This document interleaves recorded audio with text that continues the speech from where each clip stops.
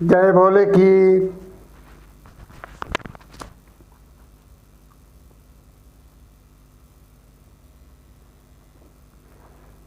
यह प्रस्तुति दूषित मानसिकता के इस पापी युग को समाप्त कर प्रकृतिवाद के नए युग की स्थापना करने के लिए आज दिन शुक्रवार दिनांक 26 जून 2020 है और हमारे रिसर्च उपलब्धि की यह 9वीं एवं अंतिम प्रस्तुति है।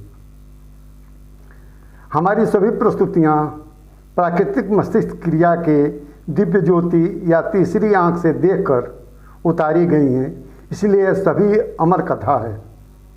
संसार का कोई भी व्यक्ति इसको गलत प्रमाणित नहीं कर सकेगा। संसार का कोई भी व्यक्ति इसको गलत प्रमाणित नहीं कर सकेगा। हमारा नाम सन्यासी स्वामी बिजलीनंद सरस्वती है। हम भगवान शंकर या बाबा आदम की उपलब्धि सनातन धर्म में एक हिंदी भाषी भिक्षु सन्यासी संत हैं। अभी हम पंजाब में भिक्षा भोजन कर रहे हैं। आज लोकतंत्र के संविधान एवं कानून के सरकारी शासन को संपूर्ण मानव जगत जानता है। कम्युनिस्ट विचार सभी मनुष्य को समान अधिकार में रखने को मजबूर करता है। इस्लामी जगत कुरान शरीयत का शासन चाहता है, पर सनातन धर्म में किसी शासन या शरीयत का कोई स्थान नहीं। सनातन धर्म की खोज के अनुकूल मनुष्य भी सभी प्राकृतिक प्राणी की तरह एक प्राकृतिक प्राणी है। मनुष्य आदिकाल में अपने प्राकृतिक जीवन क्रिया से अलग हो जाने के कारण अव्यवस्थित हो गया है। अगर मनुष्य को पुनः प्राकृतिक जीवन नीति में बनाए रखा जाए तो मनुष्य अपने आप ही सभी प्राणियों की तरह व्यवस्थित हो जाएगा। सतयुग में भगवान शंकर की खोज में प्राकृतिकवाद या मोक्ष के अनुकूल सभी मनुष्य को बनाए रखने के लिए मनु ऋषि ने अपने प्राकृतिक चिंतन से मानव के जीवन उद्देश्य को ज्ञात किया था, जिसमें पाया गया है कि सभी प्राणी की तरह मानव प्राणी का जीवन उद्देश्य भी सृष्टि विकास करना है और सृष्टि विकास करता नारी होती है तथा पुरुष सृष्टि विकास सहायक है। सतयुग में भगवान शंकर भी अपने जीवन को आधा नारी का जीवन कह गए हैं और आज हम कलयुग में भी अपने जीवन को आधा नारी का जीवन कह रहे हैं। अर्थात मनुष्य कर्म योग एवं ज्ञान योग द्वारा जब अपने जीवन को प्रकृतिवाद में स्थापित करता है तो वह अहंकारहीन होकर अपने अंदर नारी के जीवन क्रिया को पाता है। अर्थात नारी प्रकृति है, इसलिए नारी के शासन को प्रकृति का शासन माना जाएगा। इसी आधार पर सतयुग में मनुष्य को प्रकृतिवाद में रखने के लिए नारी शासन के अधीन रखा गया था। जैसे कि सतयुग के प्राकृतिकवाद का शासक ही दुर्गा, चंडी, कालिका देवियाँ थीं। ये शासक भी भिक्षु थी। इन्हीं के शासनकाल में भारत विश्वगुरु था। भौतिक मानसिकता के अनुकूल कलयुग के अंदर जब इंग्लैंड में नारी शासन प्रारंभ हुआ था तो इंग्लैंड भी विश्वगुरु बन गया था और नारी शासन के कारण आज भी इंग्लैंड में प्रतिष्ठित लोगों की संख्या अन्य देशों की अपेक्षा अधिक है। अर्थात भौतिकवाद हो या प्रकृतिवाद हो, नारी शासन की व्यवस्था प्राकृतिक प्राणी मानव जीवन के अनुकूल है। सतयुग में नारी शासन के अधीन भारतीय समाज के लगभग 1 लाख लोगों में से एक आदमी एवं उसकी पत्नी को ज्ञान योग द्वारा प्रकृतिवाद से प्रवीण किया गया था, जिसे आज हम सन्यासी कहते हैं। ये सन्यासी एवं सन्यासिनी अपने जीवन निर्वाह के लिए अपने 1 लाख प्रजा से पके हुए भोजन की भिक्षा लेते थे तथा सन्यासी एवं सन्यासिनी के अधीन समाज के लगभग 1% लोगों को ज्ञान योग द्वारा प्रवीण करके रखा गया था। इनको सनातन ब्राह्मण कहता है।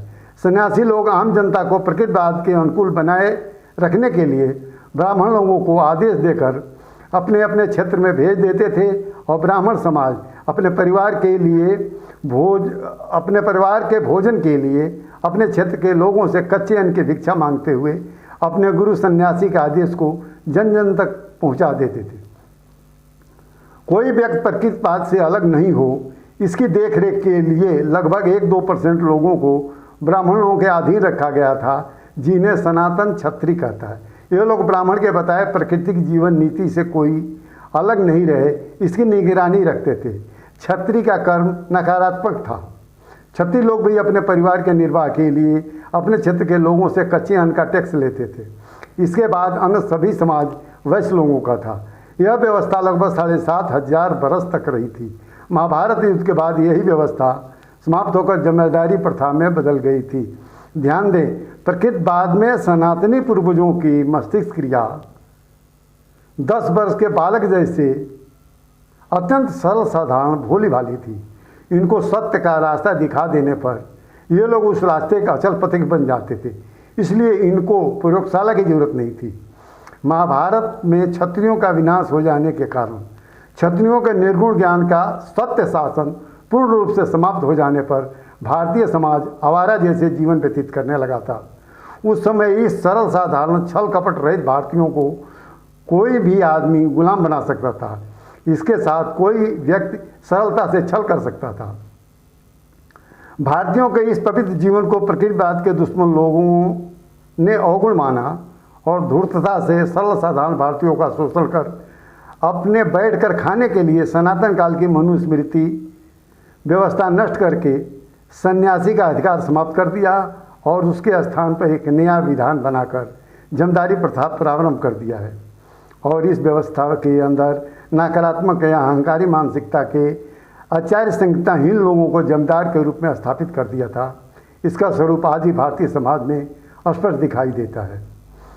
आज की परिस्थिति में सदयुग कैसे स्थापित होगा हमारी योजना के अनुकूल अभी मनुष्य के पास ऐसे इलेक्ट्रॉनिक यंत्र विकसित हो चुके हैं जिनके द्वारा मनुष्य के मस्तिष्क में होने वाली क्रियाओं को सरलता से देखा जा सकता है।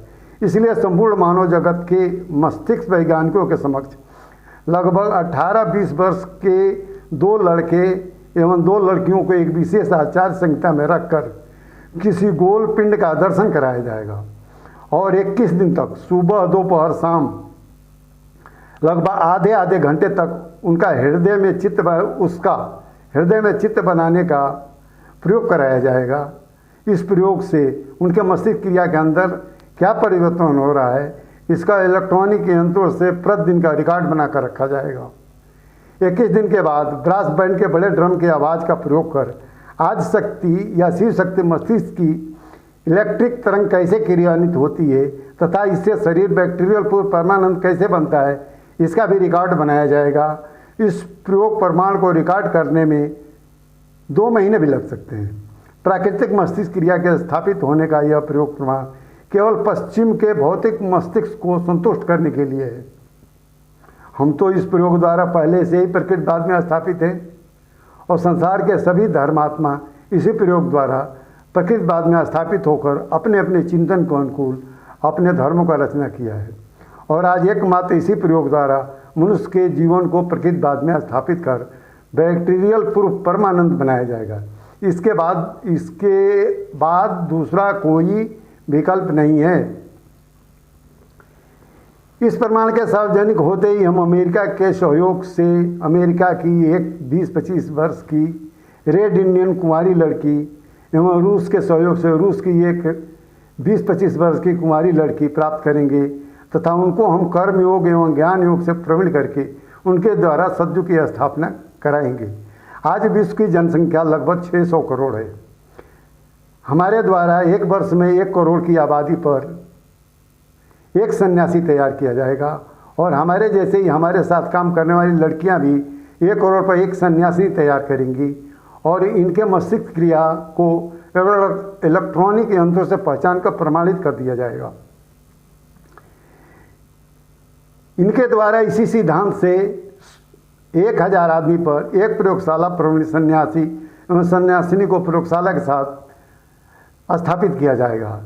सभी सन्यासी एवं सन्यासिनी अपने कर्म योग की उपासना में अपने 1000 आदमी के घर से पके हुए भोजन की भिक्षा करेंगे और अपने अधीन 100 आदमी के ग्रुप बनाकर 21 दिन तक प्रकृतिवाद में स्थापित करने का प्रयोग कराते रहेंगे। ज्ञान योग द्वारा मनुष्य मात्र 21 दिन में ही अपने प्राकृतिक जीवन के परमानंद का अनुभव कर लेता है तथा उसको अपने प्राकृतिक प्राणी का जीवन भी दिखाई देने लगता है। इसलिए हर व्यक्ति इस प्रयोग का अपने आप अनुयायी बन जाएगा। सभी प्रयोगशालाओं में गुरुद्वारा जैसी व्यवस्था होगी तथा देश की शासका से लेकर गांव में 1000 आदमी तक का सभी शासक केवल सन्यासिनी रहेंगी। उनका पति उनका सहायक होगा।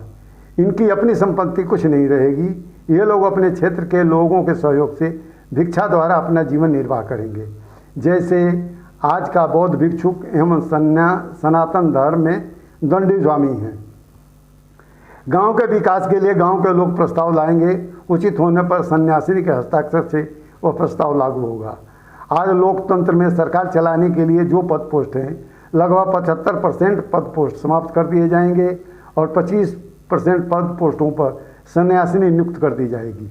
कुछ दिन बाद इस प्रकृतिवाद की व्यवस्था पर आत्मविश्वास हो जाने पर सभी देश का संविधान एवं कानून अपने आप समाप्त हो जाएगा और 1000 आदमी का हर समूह अपना सामूहिक जीवन व्यतीत करने के लिए अपने प्राकृतिक जीवन ज्ञान से अपना संविधान एवं कानून बनाता रहेगा।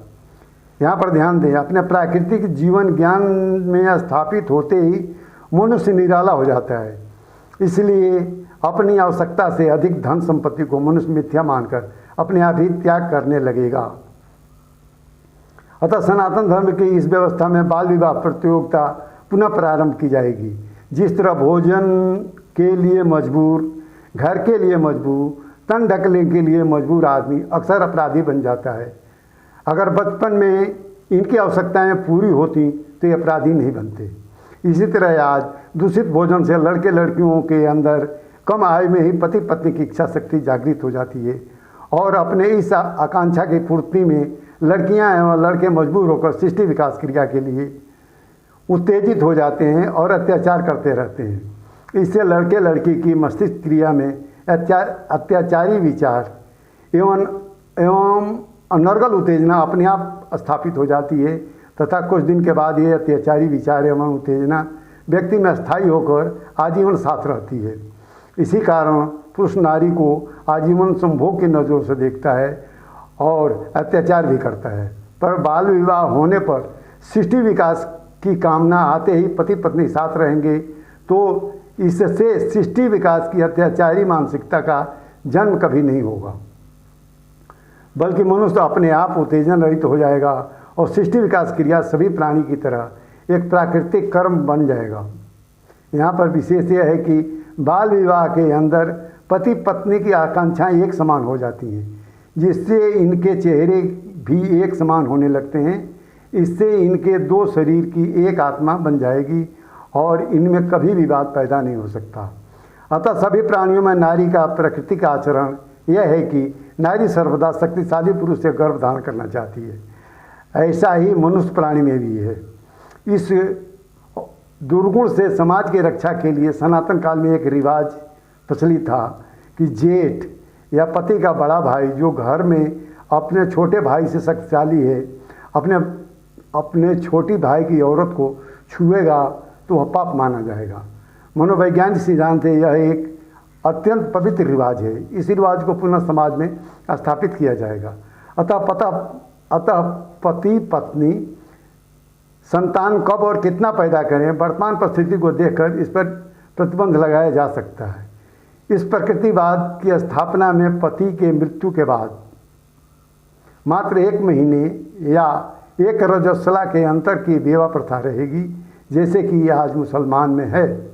इस व्यवस्था में कुछ दिन बाद सभी मनुष्य अपने आप बुराइयों में बीमारी रहित होते जाएंगे। प्रमाणित तरह से यही सद्युग है, यही मान कायम करना है।